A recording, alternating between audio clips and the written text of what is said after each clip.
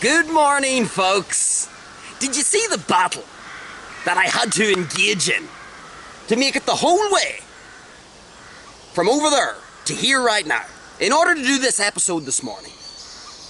The trials and tribulations of doing our lessons in nature episodes, of course. But here we are this morning through the dense tropical vegetation here in Ireland. And what is it that we're going to talk about this morning? We actually have, folks, a pretty interesting topic. We're going to talk about how people get very attached to sports teams. Now, why are we going to talk about this? Well, you see, here in the Bandido's local area, the local football team was recently successful. It had a big success in one of its competitions. It won some silverware. And people were very happy about this. And you know, it's always interesting, folks, when you look at sport, you see all these people, thousands of people travelled to this particular match to support what I'm going to call the local team, just to keep it simple. So thousands of people, probably about 30 or 40,000 people, travelled to watch the match. Maybe that's a little bit of an exaggeration. 10 or 20,000, let's say. And thousands more would have watched this match on the television. So you know, there's something here, folks. Why do people get so attached to sports teams? Is one question we could ask. And maybe that's perhaps that's an episode for a different day. The actual why. Why do people follow sports teams? But what I really want to talk about this morning is not so much the why. Maybe we'll touch a little bit on it, maybe we won't. I'll see where the episode takes us. But what I really want to talk about is this idea of following a sports team, supporting a sports team, investing all of this time, energy and attention into your support of a sports team. Is it worth it? Is it worth the time, energy and attention? That's what I want to talk about this morning. Now let me give you the quick answer. Folks, value is subjective. Value is subjective. So what one person finds valuable, someone else may not find valuable.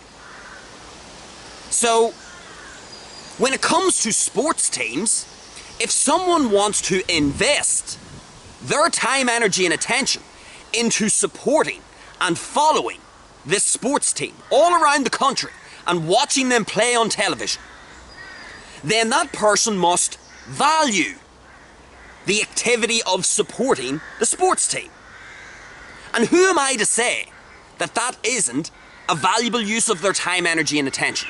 I'm in no position to say that whatsoever, because those people who follow sports teams might look at people who read books and think, what a waste of time, energy and attention. But that would be the sports people, the sports fans, falling into the same trap. Some people like to follow sports teams, some people like to read books, some people like to watch movies, some people like to play music, some people like to go to concerts, some people like to just sit inside and watch a TV series on Netflix, people like to go out into the garden, do some gardening. I mean, folks, there's an endless amount of activities in this life that we can all do. And notice that there is enormous diversity in people's interests across the planet. In other words, when I say enormous diversity in people's interests, what I'm really saying is there's an enormous diversity in what people find valuable. And there's no objective value that exists in this universe. Nothing is objectively valuable. It is so dependent on the person's personality, each person's personality, and each person's individual circumstances. Let me give you a basic example. Right now, you watching If I were to hand you a bag of apples, let's say a bag of 8 apples, you might look at those apples and say, it's only a bag of apples, big deal. You know, I can go to the shop and I can buy apples. You know, apples aren't even my favourite fruit. I prefer these other fruit. I prefer pineapples instead of apples. I prefer strawberries. You know, you might say, it's just a bag of apples. It's not that interesting. You may eat some of the apples. You may give them away to somebody else. Because you're thinking, this bag of apples, these 8 apples, I don't even want to eat them. I'll give them to someone else, or, oh, I don't know, I'll go out into the local area and throw them out into nature. You know, that may be your attitude towards a bag of apples that I may give you. But, if you haven't eaten in 15 days, and you're starting to lose weight, and not water weight, you know, let's say you're starting to lose some fat because you're in a fasting state. Your fat stores are starting to get mobilized, and you can feel depleted on energy. You're starting to move slower. If I come to you with a bag of apples then, do you think you will be as snobby when it comes to your willingness to disregard those bag of apples? Do you think you will just discard them flippantly? No, you won't. You will view those bag of apples, those 8 apples, you will view them very differently if you've been fasting for 15 days and you haven't eaten anything. Compared to when you're full of food, you know, your palate has been used to super high calorie, super normal food. So when I give you a bag of apples, you're like turning your nose up at it. Nah, I'm used to eating steak and greasy chicken and, you know, chips that have been fried in oil. You know, if that's what you're used to, you'll see the bag of apples and think, they aren't that valuable to me. But if I have you starve for 15 days, oh, how the perspective changes on what you define as being valuable. So look, value is subjective. It depends on your personality, so your inherent interests will dictate what you find valuable, but also your circumstances in life will also influence what you find or determine as being valuable. So look, people who follow sports teams, they must be thinking that this is valuable. It's a valuable use of my time, energy and attention. That's why I go to the match. That's why I jump up and down when my team scores. That's why I get all excited. That's why I talk about the game for fuck knows how long after it's finished. 3 days, 4 days later, I'm still talking about the game. Did you see that score? Did you see the comeback? It went to extra time, the game. So everybody was particularly excited. Okay, value is subjective. That we know. Now here's the thing, folks. I have no problem with anybody doing whatever they want with their time, energy and attention. But we're trying to learn stuff out in nature. So let's see if we can learn something from this. So we've established value is subjective, and that if people want to invest their time, energy and attention into sports teams, fine. But there's an important concept here, folks. You know, the last number of weeks we've talked a lot about balance. The power of balance. And you know, it's a theme that is inescapable when we're talking about living our lives. We need to be in balance. If we are out of balance, that's a problem. We don't want to be out of balance. Out of balance means that you're probably going to miss opportunities in life. When you're out of balance and you're just not seeing the world as accurately as you could be, if you're distracted by something, if something is capturing your time, your energy and attention, and causing it to be diverted over here, excessively, that can draw you out of balance. You start to become sloppier in other aspects of your life that are important. And you become out of balance. And so we've talked about this a lot, folks, in the last few weeks. And that thread is going to run through this episode today.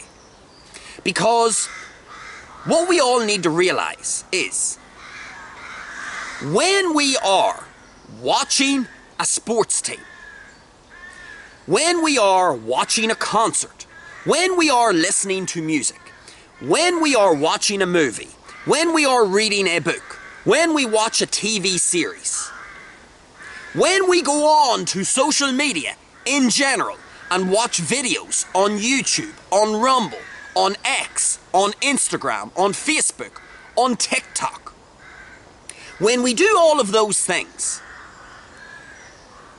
we are consuming. We are consuming. And there's nothing wrong with consuming. That's fine. We need to consume food. The consumption of food is very important. And in a sort of similar way, there's nothing per se wrong with consuming, if we want to broadly call it entertainment or content. There's nothing wrong with that in and of itself. But it's like everything, folks. You can fall out of balance. And you can consume too much. You can overconsume. Just like with food, folks. What happens when you overconsume calories? What does that oftentimes lead to? The accumulation of subcutaneous fat. The accumulation of visceral fat. You become out of shape, overweight or obese. And then what oftentimes follows from that overweight or obese state is a whole slew of health problems. Now you're out of balance. Your health's out of balance. This dog isn't happy with me. Let's see if this dog's going to attack me. I always have trouble with dogs. Is this dog a consumer? Maybe it's hearing me starting to rant about being a consumer and it ain't happy. But we can overconsume, folks. Just like calories can be overconsumed. And as I was saying before the dog vocalized his disapproval of today's show, when you overconsume calories, you become out of balance. Your body literally becomes out of balance, physically. It becomes out of balance visually, in terms of its shape, it's misshapen, but it also becomes out of balance internally. It doesn't function the way it should be functioning, and the body has to start compensating, making adjustments that it otherwise would not have to make in order to try and find the balance, or to try and draw you closer to balance. So you can overconsume calories, and that leads to you falling out of balance. Your health falling out of balance, your physical conditioning falling out of balance, your internal functioning falling out of balance. Folks, it's no different whenever we look at consuming content. The consumption of content is fine, just like the consumption of calories is fine. The consumption of movie art, book art, fictional stories, music, sports teams, even videos on YouTube and social media, it's not all, an absolute mess. And it's not all YouTube or AI slop. It's not all going to fall into a category of being a waste of time, or is uneducational a word? Let's go with it. All of it's not going to be uneducational. There will be some good stuff. There'll be some great music, some great movies, some great TV series, some great books, some great videos on social media, some great sports matches, whether it's in basketball, football, tennis, you name it. And there's no problem whatsoever with consuming, being a consumer, because the consumption of these things may enrich your life in some way. It may enrich your existence, and that's what we're here to do, folks. We're here to live a life that we're happy with. And if we can find pieces of content that actually add to our life, that inspire us perhaps. Because you know, when you watch your favourite sports player or your favourite sports team, and he or she does something outstanding on the court, on the pitch, wherever they are, that may inspire you. It may give you an idea for something. It may give you motivation. Who knows? It may allow you to conjure up some motivation that you would otherwise not have conjured up. So, look, the consumption of content can be a good thing. It can enrich one's existence. But, like everything in life, folks, whether it's food and calories, whether it's oxygen, whether it's water, you can overconsume on calories, on water, and on oxygen. Believe it or not, you can take in too much oxygen and kill yourself. You can take in too much water and kill yourself. You can overconsume calories and potentially kill yourself from your health getting out of balance. Folks, we know this. You can overconsume anything in life. So the trick isn't to abstain from any form of consumption. The trick is finding the balance. How is it that we find the balance? Well, if you don't want to become too much of a consumer, if you don't want to overconsume things, in this case, content, whether it's live sports content, music content, movies, TV series, social media content, you name it. If you don't want to fall out of balance by over-consuming content, then what you need to do is start producing some things. It's like a seesaw, folks. If you're consuming content all the time, the seesaw becomes unbalanced. It essentially arcs its way up.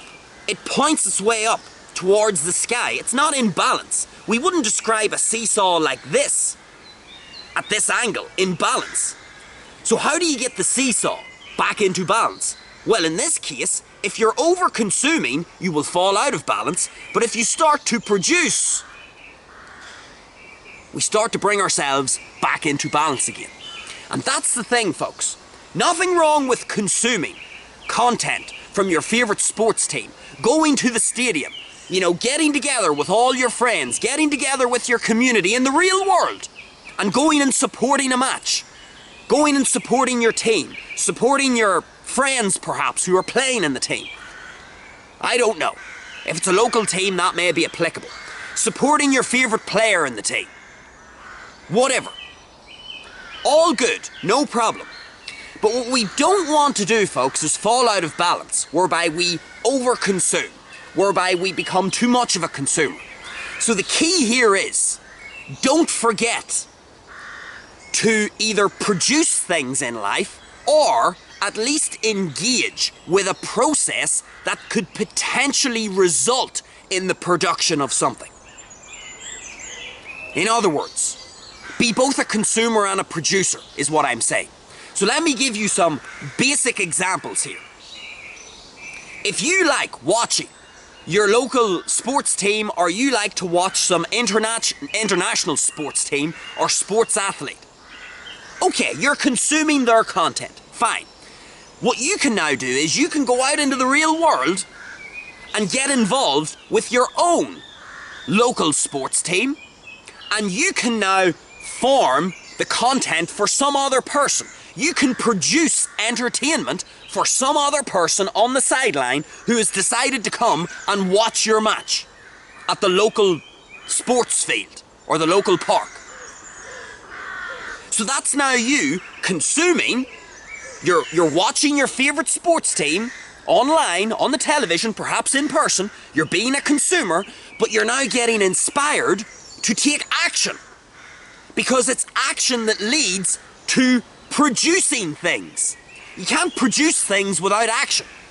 And if we overconsume, what we're basically doing is we are taking in a whole bunch of stuff, but we're not actually turning that into mechanical muscular movements so that we can produce something out the other end.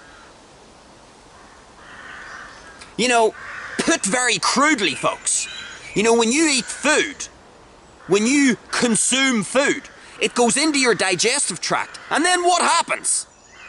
Your body produces a whole pile of shite. Now that's a crude example, but you know, your body understands this. Your body's not just a consumer. It produces fecal matter. It produces heat. You know, it is producing stuff. And it's crude, I know. But you want to do something similar. If you're going to take in content, if you're going to consume content, you want to make sure that you're shooting productivity out the other side. You want to make sure you are producing something over here. You're taking from here, producing over here. Taking, producing. Taking, producing. So with the sports team, as I've said, you're consuming the content of your favourite sports team, you get inspired, you get ideas, you now have consumed the content, you go out in the real world, in your local area, you get involved with a team, and now you form the basis of the entertainment for some other person on the sideline. You're producing something. What about music? Let's say you love to consume music. You like to put your headphones on, hopefully not in public. We'll do an episode on that someday, but we leave that to the side for 1 second. Let's say you put your headphones on, and you're consuming music. Okay, great. Music can be very enriching. It can be very inspiring, very mood altering. Fine. Nobody's saying you shouldn't be consuming music. But when you're doing that, how about try to produce something from that music? Try to make your own music. How about learn an instrument? Go out and gig in the local area. Provide entertainment by playing your guitar, playing your piano. Go do a funeral service. Go do a wedding service. Start engaging. You don't have to become a producer immediately, as I've said. But you could engage with a process that could potentially lead to you producing something. So if you're listening to music, how about engaging, embarking on a journey to trying to learn an instrument? Trying to learn how to, oh, I don't know, use your knowledge of music in some way so that you can offer something to the world. Whether it's entertainment or some sort of a musical service. That would be you producing. What about you like to read books?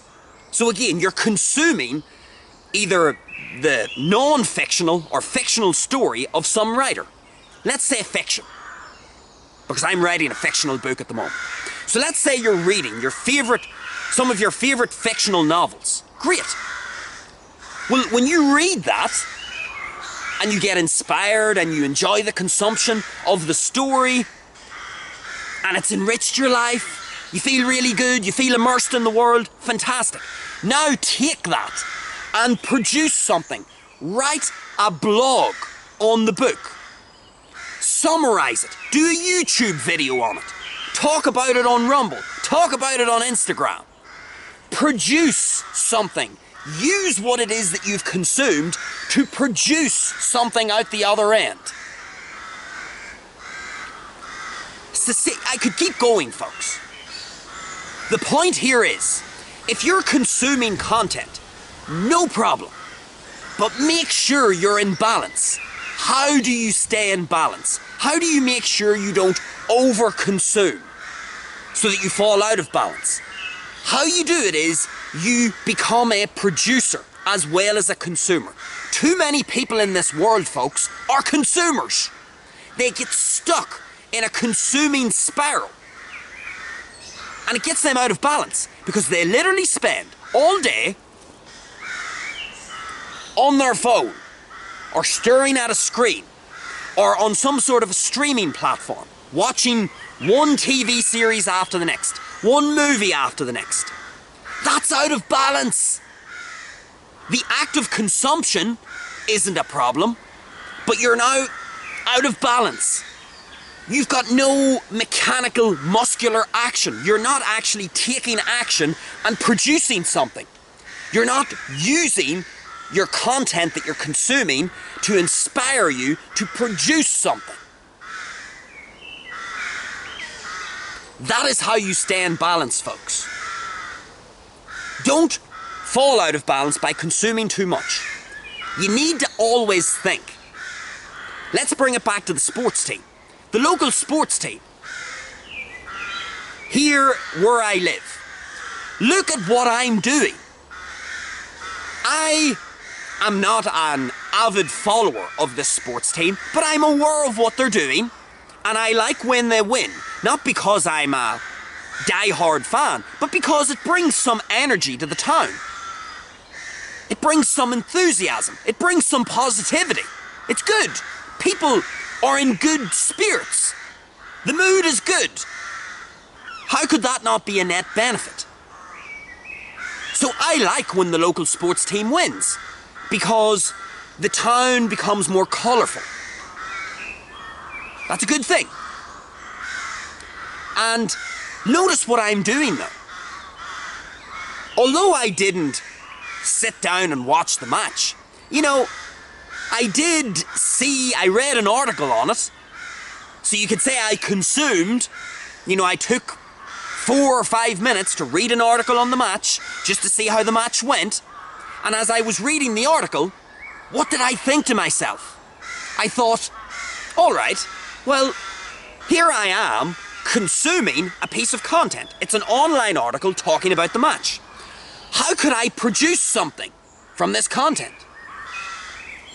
Here I am, lessons in nature. I'm making a video for YouTube and Rumble.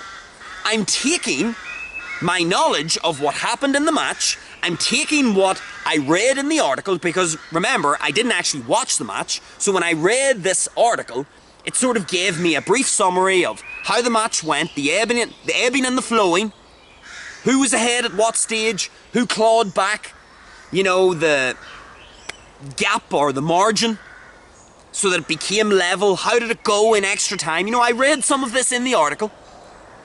And then I thought to myself, okay, well, I've just spent 5 minutes reading, consuming this article.